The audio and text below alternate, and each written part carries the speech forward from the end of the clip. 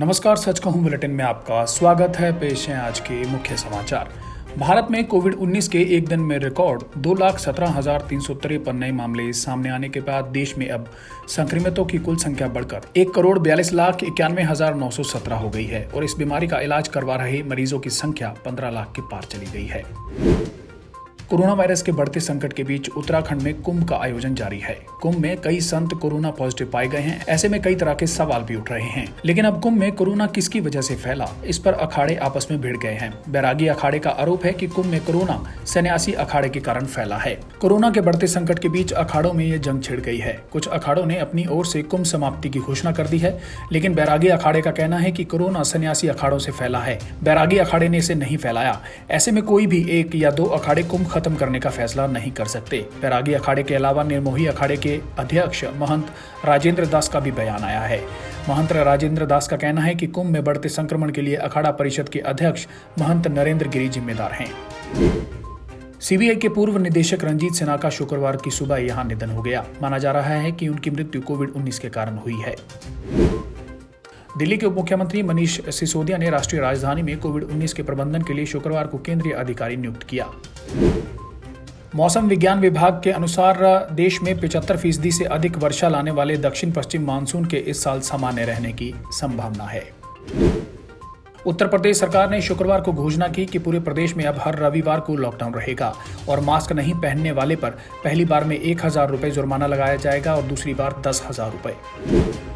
पश्चिम Bengal CID ने 10 अप्रैल को कूच बिहार जिले में मतदान के दौरान सीआईएसएफ की गोलीबारी में 4 लोगों की मौत के मामले में जांच की जिम्मेदारी शुक्रवार को ली। सरकार के एक वरिष्ठ अधिकारी ने यह जानकारी दी है। इंडियानापोलिस में फेंडेक्स के एक केंद्र पर वीरवार रात हुई गोलीबारी की घटना में 8 लोगों की मौत हो गई। अमेरिकी पुलिस ने यह जानकारी दी है।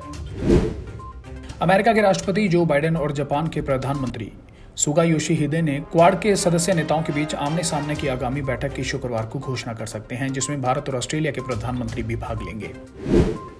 चीन की अर्थव्यवस्था ने 2021 की पहली तिमाही में इससे पिछले साल की समान अवधि की तुलना में 18.3% की वृद्धि दर्ज की है।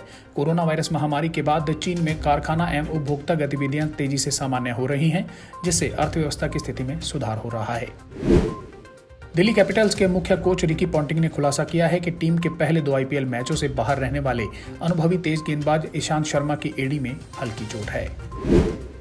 खेलो इंडिया खेलों की 3 बार की स्वर्ण पदक विजेता अरुंधति चौधरी ने पोलैंड की किल्से में चल रही युवा विश्व मुक्केबाजी चैंपियनशिप के क्वार्टर फाइनल में जगह बना ली है, जबकि 3 अन्य भारतीय मुक्केबाज भी जीत दर्ज करने में सफल रहे, जिससे देश के मुक्केबाजों के लिए प्रतियोगिता में एक और अच्छा दिन रहा।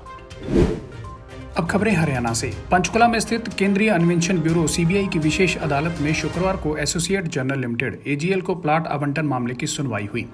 सुनवाई में कोर्ट में हरियाणा के पूर्व मुख्यमंत्री भूपेंद्र सिंह हुड्डा को बड़ा झटका मिला है। हुड्डा पर आईपीसी धारा 420, 120B और भ्रष्टाचार निवारण अधिनियम की धारा 13 के तहत आरोप तय हुए हैं।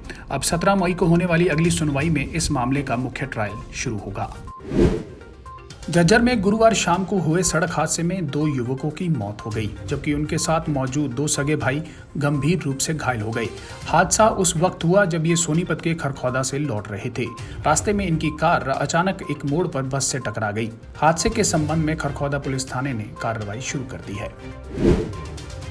कोरोना महामारी की तीसरी लहर में शुक्रवार को 2 और बड़े नेता संक्रमण की चपेट में आ गए। शुक्रवार को हरियाणा में कांग्रेस के राष्ट्रीय प्रवक्ता रणदीप सुरजेवाला और पंजाब में पूर्व केंद्रीय खाद्य प्रसंस्करण मंत्री हरसिमरत कौर की रिपोर्ट पॉजिटिव आई है। इन नेताओं ने अपने संपर्क में आए लोगों को सावधानी बरतने और चेकअप कराने की सलाह दी है।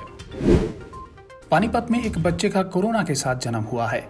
पिता के कोरोना पॉजिटिव आने के बाद मां भी पॉजिटिव मिली। जिस अस्पताल में महिला का शुरू से इलाज चल रहा था, उन्होंने डिलीवरी कराने से इनकार कर दिया। डिलीवरी की लास्ट स्टेज पर होने के कारण गर्भवती के परिजनों ने शहर भर के अस्पतालों के चक्कर काटे, लेकिन किसी ने डिलीवरी कराने की हाँ नहीं भरी। अंत में आयुष्मान भव अस्पताल के डॉक्टरों ने विचार करने के बाद कोरोना पॉजिटिव महिला की डिलीवरी कराई। जन्म के बाद बच्चे का कोरोना टेस्ट किया गया तो उसकी रिपोर्ट भी पॉजिटिव आई है। बच्चे को मां से अलग एनआईसी में रखा गया है, जहां उसकी हालत स्थिर है। प्रदेश में फिलहाल 77% कोरोना मरीज घरों में आइसोलेट हैं। इससे सरकार को हेल्थ इंफ्रास्ट्रक्चर पर दबाव कम करने में मदद मिलेगी, लेकिन होम आइसोलेट संक्रमितों के मैनेजमेंट में बड़े स्तर पर लापरवाही बरती जा रही है। सामने आया है कि संक्रमित परिवारों का कचरा अलग से उठाने की कोई व्यवस्था नहीं है। कचरा उठाने के लिए घर घर जाने वाले सफाई कर्मी ही संक्रमित व्यक्ति का कूड़ा भी उठा रहे हैं। वे ग्लव्स, पीपीई किट या मास्क भी नहीं पहनते। ऐसे में ये कर्मचारी कभी भी कोरोना के सुपर स्प्रेडर बन सकते हैं। प्रदेश में कोरोना के बढ़ते मामलों के चलते पहले 1ली से 8वीं तक के बच्चों के स्कूल बंद थे। अब हरियाणा में 9वीं से 12वीं की क्लास के स्कूलों को भी बंद किया जा रहा है। अगले 2 दिन में सभी स्कूल बंद कर दिए जाएंगे। इसके लिए नोटिफिकेशन जारी कर दी गई है। बताया जा रहा है कि सोमवार से 9वीं से 12वीं तक के स्कूल भी 30 अप्रैल तक के लिए बंद कर दिए गए हैं। इससे पहले 1ली से 8वीं क्लास के विद्यार्थियों के लिए 30 अप्रैल तक स्कूल बंद किए गए थे। हरियाणा के कई हिस्सों में हल्की बारिश हुई। शुक्रवार सुबह से ही मौसम में बदलाव होने लगा था। दोपहर तक तेज हवाओं के साथ मौसम का रुख बदल गया और प्रदेश के कई हिस्सों में बारिश शुरू हो गई। हरियाणा में अगले 3-4 दिनों तक मौसम में बदलाव होने वाला है। मौसम विभाग की तरफ से कई जिलों में हल्की बारिश, आंधी की संभावना जताई गई है। मौसम विभाग ने हिमाचल प्रदेश से लगते जिलों में आंधी और हल्की बारिश की संभावना जताई थी। कोरोना के बढ़ते केसों को लेकर कई राज्यों में सख्ती बढ़नी शुरू हो गई है। चंडीगढ़ और उत्तर प्रदेश में वीकेंड लॉकडाउन लगाया गया है। चंडीगढ़ प्रशासन की तरफ से शनिवार और रविवार को लॉकडाउन लगाने का फैसला किया गया है। लॉकडाउन के दौरान जरूरी सेवाओं को ही सुचारू रूप से चालू रखा जाएगा। हरियाणा सरकार ने कैबिनेट की अहम बैठक बुलाई है। यह बैठक 22 अप्रैल को सुबह 11 बजे सचिवालय में होगी। इस बैठक के दौरान बढ़ रहे कोरोना के मामलों, किसान आंदोलन, मंडियों में खरीद, नई योजनाओं पर मंथन हो सकता है।